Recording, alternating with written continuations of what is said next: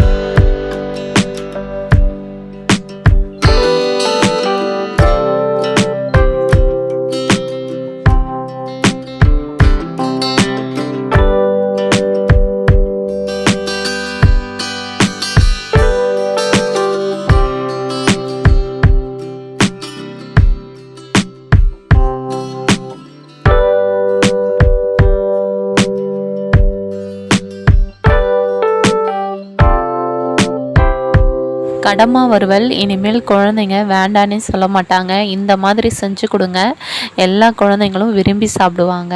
இதில் லெமனும் மிளகு ஜீரகமும் சேர்த்துக்கிறதுனால உடம்புக்கு ரொம்ப நல்லது.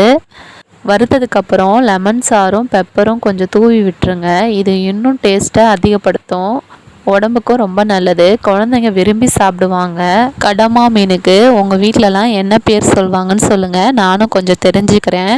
ஓகே ஃப்ரெண்ட்ஸ், கடமா வறுவல் எப்படி செய்கிறதுன்னு பார்த்தீங்களா? உங்களுக்கு பிடிச்சிருக்கோன்னு நினைக்கிறேன். உங்கள் வீட்டில் இதே போல் நீங்கள் செஞ்சு பார்த்துட்டு கமெண்ட் பாக்ஸில் கமெண்ட் பண்ணுங்கள். உங்கள் ஃபேமிலியோடு ஷேர் பண்ணிக்கோங்க. தேங்க்யூ.